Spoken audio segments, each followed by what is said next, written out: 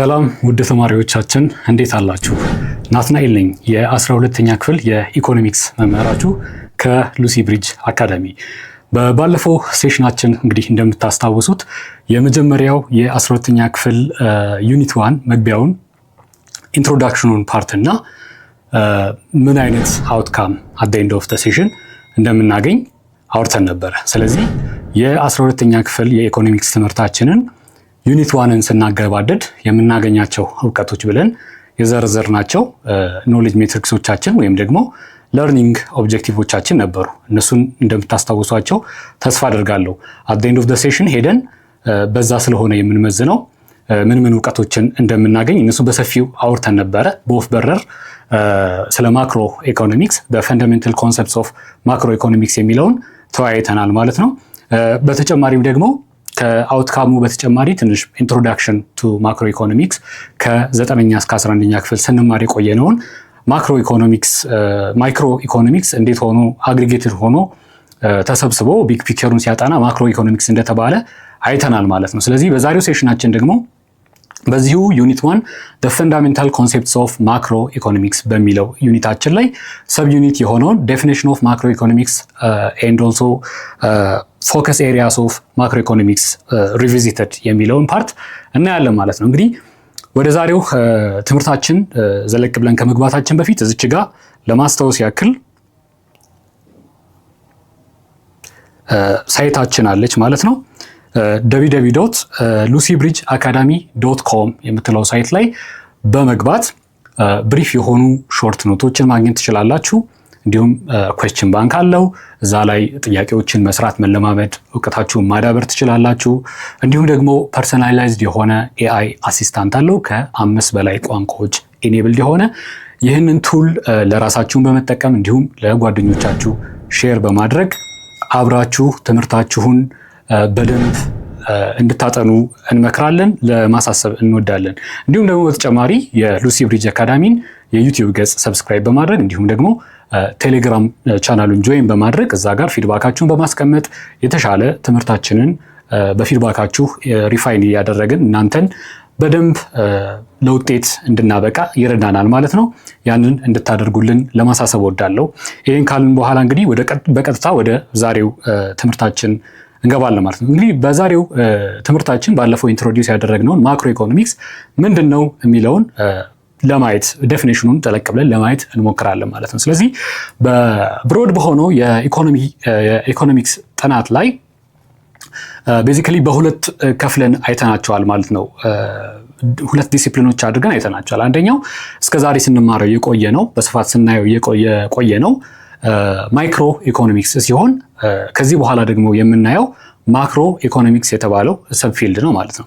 እንግዲህ ዋና ልዩነታቸው ምንድነው? የማክሮ ኢኮኖሚክስ እና የማይክሮ ኢኮኖሚክስ ማይክሮ ኢኮኖሚክስ እስከዛሬ ያጠና ነው በዲስአግሪጌተር ሌቭል ወይም ደግሞ እያንዳንዱን ተናጠል የኢኮኖሚ ተዋናዮችን በማውጣት እያንዳንዱን ተዋናይ የኢኮኖሚክ ስታተስ እና የኢኮኖሚክ ቢሄቪየር ምን ይመስላል የሚለውን ስናጠና የቆየንበት ነው ማለት ነው።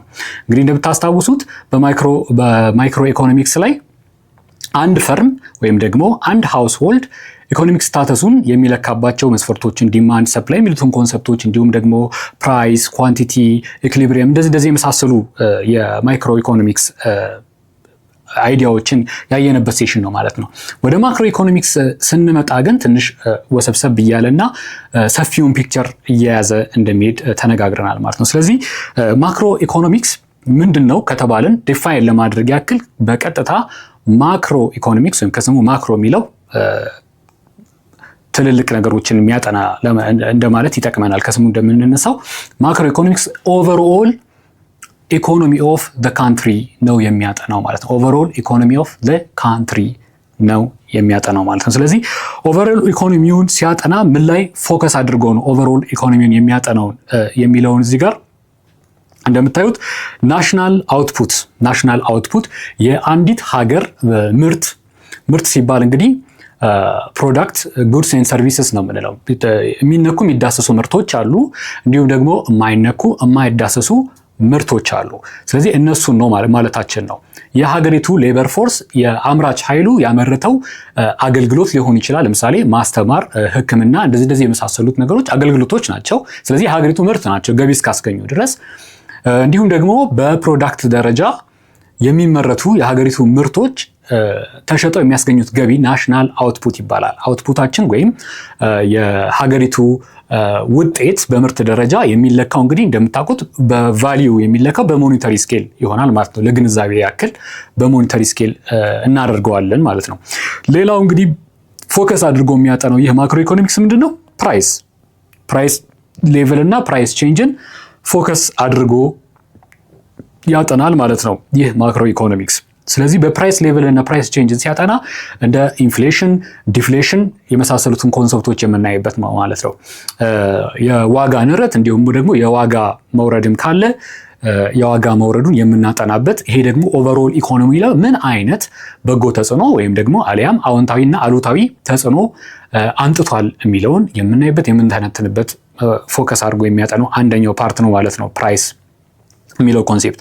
ሌላው ኢምፕሎይመንትን ያጠናል ማለት ነው። ኢኮኖሚው ካለው አጠቃላይ ሌበር ፎርስ መስራት ከሚችለው ስኪል ካለው አደልት ወርኪንግ አደልት ሌበር ፎርስ ምን ያክሉን መሸከም ችሏል። ያ ማለት ስራ ፈላጊ ሰው ስራ አግኝቶ ራሱን መርዳት፣ ገንዘብ ማግኘት፣ የኑሮ ደረጃውን ማሻሻል፣ ኢኮኖሚክሱ እንደሚለው ደግሞ ኒድስ ኤንድ ዋንትስን ማሟላት ችሏል የሚለውን የምናይበት የምንተነትንበት አንድ ፖርሽን ነው ማለት ነው ኢምፕሎይመንት የሚለው። ሌላው እንግዲህ ማክሮ ኢኮኖሚክስ ምን ላይ ፎከስ አድርጎ ስተዲ ያደርጋል ካልን ገቨርንመንት ፖሊሲዎች ላይ ፎከስ አድርጎ ያጠናል። እንግዲህ እንደ መጀመሪያ እንዳለው ኦቨርኦል ፒክቸር ኦፍ ኢኮኖሚክ ፒክቸር ኦፍ ካንትሪ ወይም ደግሞ ግሎባልም ሊሆን ይችላል የዓለምን የኢኮኖሚ አቋም ሰርተን ፒሪድ ኦፍ ታይም ሊያጠና ይችላል ማለት ነው። ስለዚህ የገቨርንመንት ፖሊሲ ደግሞ በጣም አንዱ ወሳኝ ፋክተር ስለሆነ ኢኮኖሚክ ስታተሱን ለመበየን ይዛ ላይ ትኩረት አድርጎ ያጠናል ማለት ነው። እንግዲህ ገቨርንመንት ፖሊሲ ስንል ማክሮ ኢኮኖሚክስ ከተጠና በኋላ አውትፑቱ አት ዘ ኤንድ ኦፍ ዘ ዴይ መጨረሻ ላይ በፖሊሲ ሜጀሮች ናቸው። ኢኮኖሚው እንደዚህ ስታተስ ላይ አለ ብለው ኢኮኖሚስቶች ማክሮ ኢኮኖሚስት አጥንተው ሲሰጡን አት ዘ ኤንድ ኦፍ ዘ ዴይ ምንድነው የሚያደርገው ገቨርንመንቱ ፖሊሲ ሜጀር ነው የሚወስደው። ስለዚህ እነዚህ የሚወስዳቸው ፖሊሲ ሜጀሮች ገቨርንመንት የሚወስዳቸው ፖሊሲ ሜጀሮችን በሁለት ከፍለን ማየት እንችላለን ማለት ነው። የሚወስዳቸው ፖሊሲ ሜጀሮች ወይም ደግሞ ፖሊሲ ፍሬምወርኮችን በሁለት ከፍለን ማየት እንችላለን። አንደኛው ሊወሰዱ ከሚችሉ ኢኮኖሚውን ለማስተካከል ከሚወሰዱ ፖሊሲ ሜጀሮች አንደኛው ፊስካል ፖሊሲ የሚባለው ሲሆን ሌላኛው ደግሞ ሞኔታሪ ፖሊሲ የሚባለው ነው። ሞኔታሪ ፖሊሲ። ስለዚህ ፊስካል ፖሊሲ ስንል ኢትስ ፐርቴኒንግ ቱ ዋት ሪሌትድ የሚያደርገው ታክሴሽን የተመለከተ ነገር፣ ታክሴሽኑን በተመለከተ የኢኮኖሚውን ቁመና ለማስተካከል መንግስት በዛ ፖሊሲ ኢኮኖሚውን ወደሚፈልገው አቅጣጫ ቻናል ለማድረግ የሚያወጣው ፖሊሲ ፊስካል ፖሊሲ። እንዲሁም ደግሞ ከታክሴሽን በተጨማሪ ስፔንዲንግስ ላይ ትኩረት ያደርጋል። ስፔንዲንግስ ላይ ትኩረት አድርጎ ይህንን ቻናል ለማድረግ የሚያወጣቸው ፖሊሲዎች ሲሆኑ ሞኔታሪ ፖሊሲ ደግሞ የምንለው አጠቃላይ ከገንዘብ ማኒ ጋር የሪሌትድ የሆነ የመኒ ሰፕላዩ መምሰል አለበት። የሀገሪቱ ገንዘብ ለምሳሌ የኛ ሀገር ገንዘብ ብር በመባል ይታወቃል። የአሜሪካን ሀገር ገንዘብ ዶላር ወይም ደግሞ ዩኤስ ዶላር ይባላል። የእንግሊዝ እንዲሁ ኢንግላንድ ፓውንድ በመባል ይታወቃል ማለት ነው። የእያንዳንዱ ሀገር ገንዘብ ከሌሎች ሀገሮች ከረንሲ ሬት ምን መምሰል አለበት? የመለወጫው ዋጋው ምን መምሰል አለበት? ገበያው የወሰነው ወይንስ በናሽናል ባንክ ይወሰን የሚለውን ሞኔታሪ ፖሊሲው ነው ማለት ነው የሚወስነው። ስለዚህ ሞኔታሪ ፖሊሲ እንግዲህ በዋነኛነት ገቨርን የሚያደርገው የመንግስት አካል ማን ነው? ሴንትራል ባንክ የሚባለው ሴንትራል ባንክ ወይም ደግሞ በእኛ ሀገር ናሽናል ባንክ ወይም ብሔራዊ ባንክ የሚባለው ተቋም ነው ማለት ነው። ይሄ ናሽናል ባንክ እንግዲህ ሞኔታሪ ፖሊሲን የማውጣት ገንዘብ የማተም በበቂ ደረጃ የገንዘብ ስርጭት አለ ወይ፣ ዲማንድ ኤንድ ሰፕላይ ኦፍ ማኒ ምን ይመስላል ማርኬቱ ላይ የሚለውን በማጥናት ሊኩዊዴሽን አለ ወይ ማርኬቱ ላይ ወይም ደግሞ በቂ የሆነ የካሽ ዝውውር አለ ወይ የሚለውን በማጥናት ሞኔታሪ ፖሊሲዎችን ያወጣል ማለት ነው። ስለዚህ ማክሮ ኢኮኖሚክስን ስናጠና አንደኛው ተዋናይ ያልነው ገቨርንመንት ፖሊሲ እነዚህን ነገሮች ያቀፈም ነው ማለት ነው። ስለዚህ የወጣው ገቨርንመንት ፖሊሲ ኢኮኖሚው ላይ ገብቶ አፕላይ ከተደረገ በኋላ ምን አይነት በጎ ተጽዕኖ አሳደረ?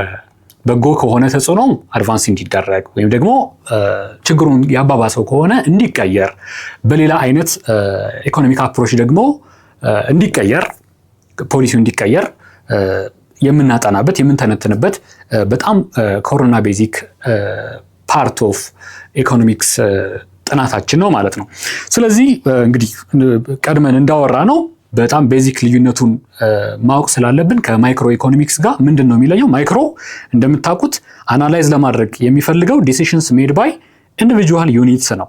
አግሪጌቱን አይወስድም፣ በሀገር ደረጃ ያለውን አይወስድም። ነገር ግን እነዚህ ዲስአግሪጌትድ የሆኑት ኢንዲቪጁዋል ዩኒቶች ናቸው ተጠራቅመው አግሪጌትድ ሆነው ቢገር ፒክቸሩን የሰጡን። ስለዚህ እነዚህንም ይጠናሉ። ግን ነገር ግን ማክሮ ኢኮኖሚክስ ደግሞ ትልቁን ወሰብሰብ ያለውን ብዙ ቫሪያብሎች ያካተተውን የሀገር ኢኮኖሚ ስታተስ በምን ምክንያት እዚህ ደረጃ እዚህ የሚታየው ፒክቸር ላይ ሊደርስ ቻለ የሚለውን የሚያጠና ነው ማለት ነው። እንግዲህ ይሄ ማክሮ ኢኮኖሚክስ የተባለው ሰብ ፊልድ ኦፍ ኢኮኖሚክስ ኢመርጅ ማድረግ እንደ ዲሲፕሊን ራሱን ችሎ እንደ አንድ ዲሲፕሊን ኢመርጅ ያደረገው እንግዲህ ሜናርድ ኬነስ የተባለ አንድ ኢኮኖሚስት እንደ ኤሮፓውያኑ አቆጣጠር በ1936 አንድ ፐብሊኬሽን አሳትሞ ነበር። ይህ ፐብሊኬሽን ምንድን ነው የሚለው?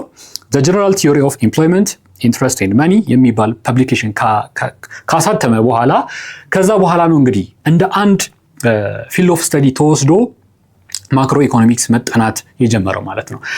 ከዛ በኋላ እንደ ፊልድ ኦፍ ስተዲ እንደ አንድ ሰብ ዲሲፕሊን ተወስዶ ሲጠና እንግዲህ አሁን ኢቮልቭ አድርጎ ስቴት ኦፍ ዘ አርት የሚባለው ደረጃ የኢኮኖሚክስ የማክሮ ኢኮኖሚክስ ዲፍረንት አፕሮቾች አሉ፣ እነዛ ላይ ደርሷል ማለት ነው። ስለዚህ እነዚህን ደግሞ በሚቀጥሉት ሴሽኖቻችን ስኩል ኦፍ ቶትስ ብለን እንዴት ኢቮልቭ አድርጎ እንደመጣ ምን ምን አይነት ንጽሮተ ዓለም ወይም እይታ ያላቸው ኢኮኖሚካል አፕሮች ያላቸው አስተሳሰቦች ስሩ ታይም ስለ ማክሮ ኢኮኖሚክስ የየራሳቸው የሆነ ሴይንግ ያላቸው ገቨርንመንት እንዲህ ቢያደርግ ኢኮኖሚ ላይ ጥሩ ነው ብሎ የሚያስብ ወይም ደግሞ አይ እጁን ባያስገባ ይሻላል ብሎ የሚያስብ እንደዚህ የተለያየ አይነት የራሳቸው የሆነ ሴይንግ ያላቸው በመሆን ተከፋፍለዋል፣ ኢቮልቭ አድርገዋል ማለት ነው። እነሱ እንግዲህ በሚቀጥለው ሴሽኖቻችን የምናየው ይሆናል። አሁን ግን ምንድነው ማክሮ ኢኮኖሚክስ ስናጠናው ፋይዳው ምንድነው? ማጥናታችን ምንድነው? ለመመለስ የፈለግነው አጥንተን ስናበቃ ማክሮ ኢኮኖሚክስን ምንድነው መጠቀም የፈለግነው የሚለውን የሚመልስልን አንድ ኮንሴፕት አለ። ይህም ምንድነው? ማክሮ ኢኮኖሚክስ ለመመለስ የተነሳው ጥያቄ ቤዚክ ጥያቄ ነው ማለት ነው። ይህ ቤዚክ ጥያቄ ወይም ክሪቲካል ኩዌስችን ምንድነው? It seeks to answer the critical question about what?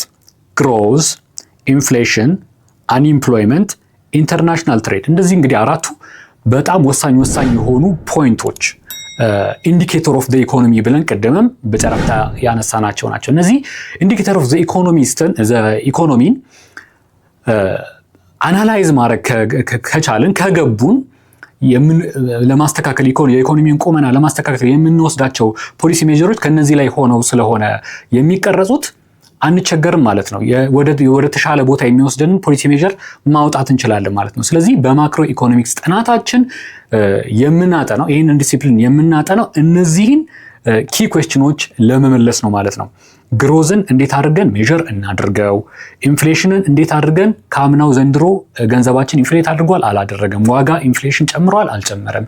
እንዴት አድርገን እንወቅ? በምን ሜጀርመንት ካልኩሌት እናድርገው? በምን ማቴማቲካል ፎርሙላ እንቀምረው የሚለውን እናጠናበታለን። ይህንን ጥያቄ ይመልስልናል ማክሮ ኢኮኖሚክስ። ሌላው የሚመልስልን አንኢምፕሎይመንትን እንዴት አድርገን ሬት እናድርገው?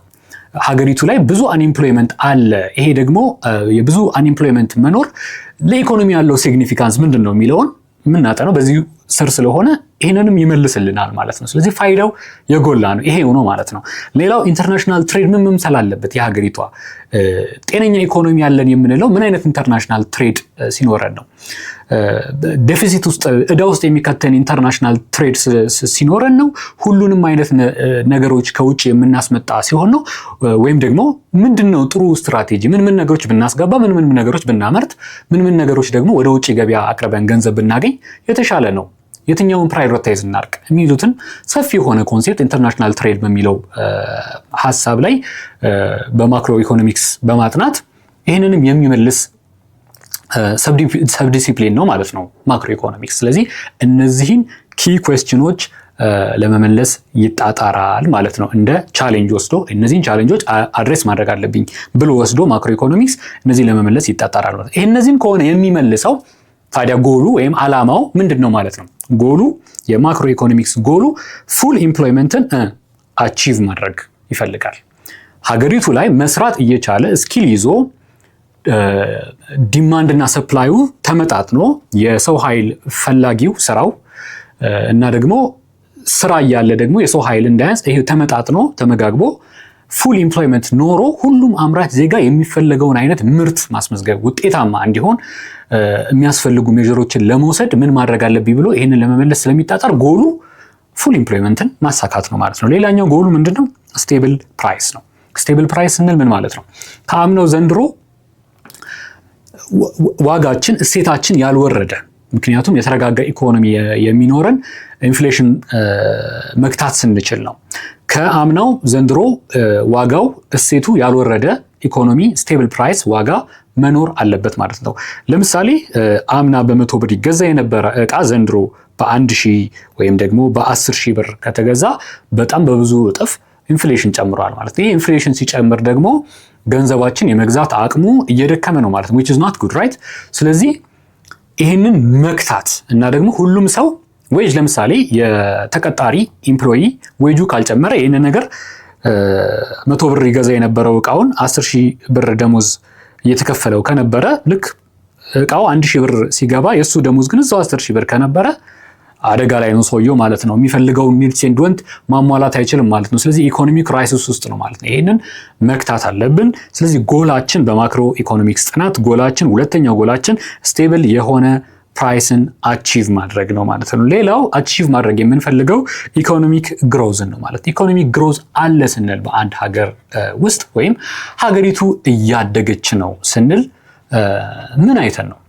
እንግዲህ አንድ ሀገር እያደገች ነው ለማለት ምን አይነት ሜትሪክስ መጠቀም ያለብን ይመስላችኋል?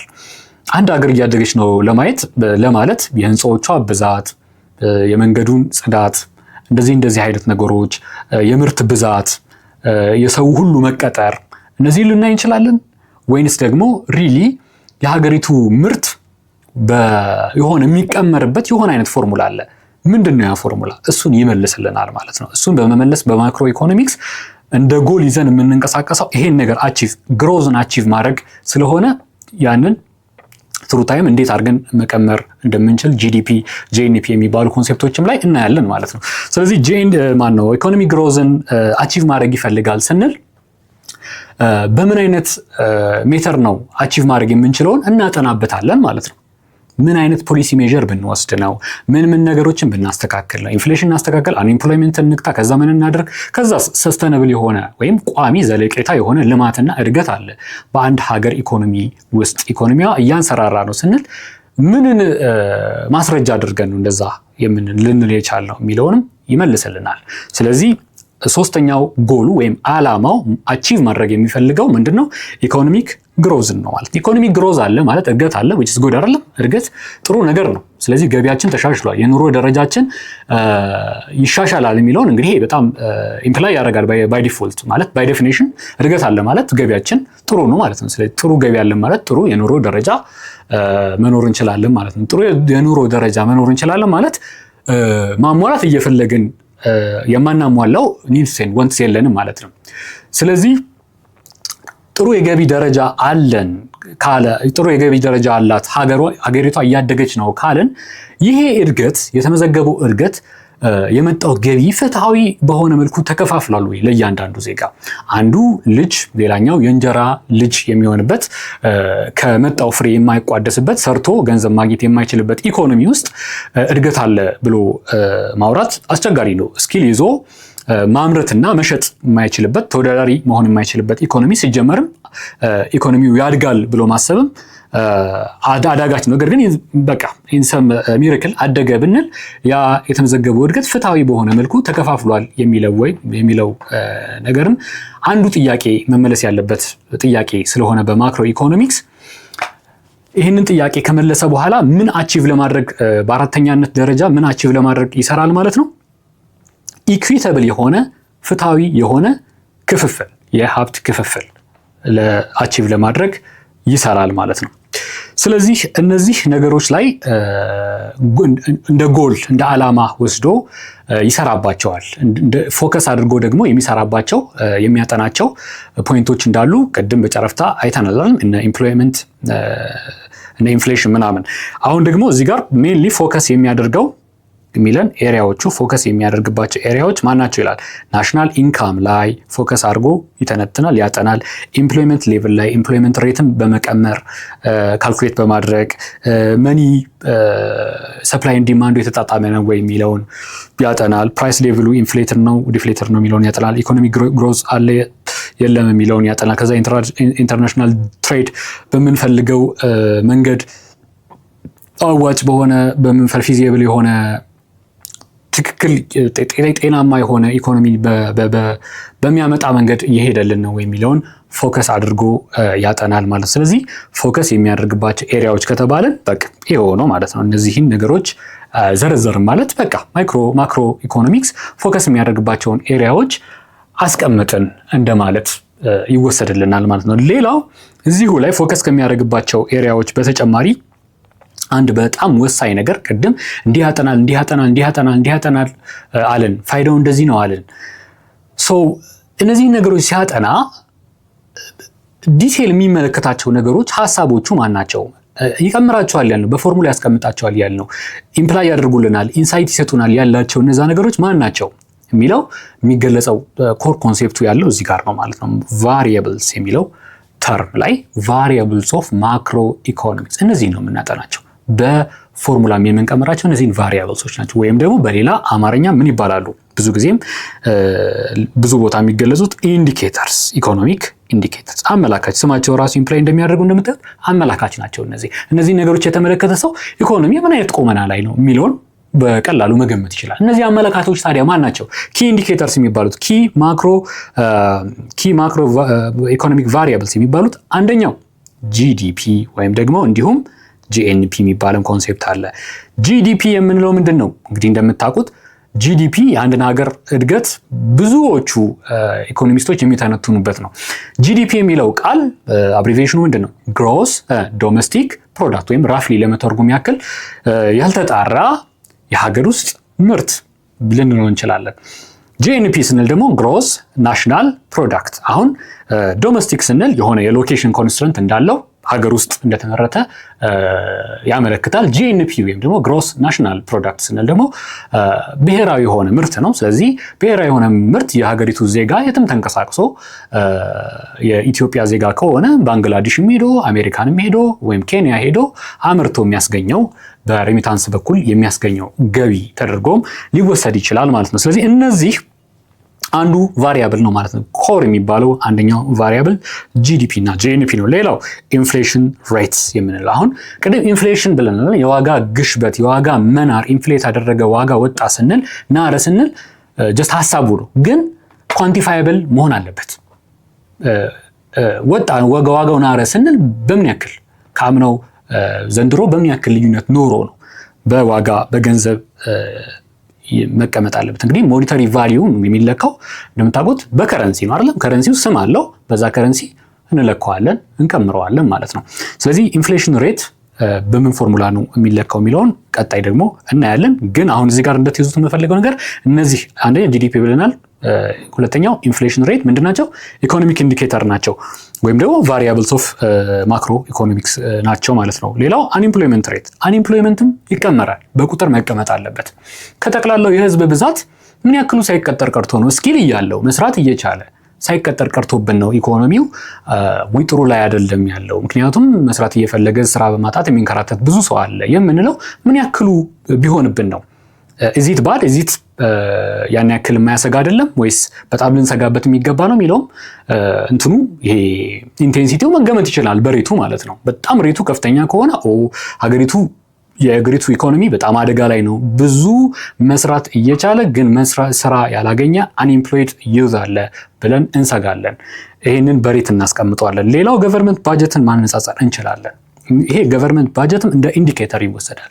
ከአምናው የዘንድሮ ባጀት የገቨርንመንት ባጀት ስፔንድ ሊያደርገው ስቴት ኢንቨስትመንት ላይ ሊሆን ይችላል፣ ወይም ደግሞ ካፒታል ስፔንዲንጎች ሊሆኑ ይችላሉ፣ ካፒታል በጀት ሊሆን ይችላል፣ ወይም ገቨርንመንት ስፔንዲንግ ብሎ የሚይዛቸው እነዚህ የገቨርንመንት በጀት ከአምናው በዘንድሮ የጨመረው ወይም የቀነሰው ምን ስለሆነ ነው?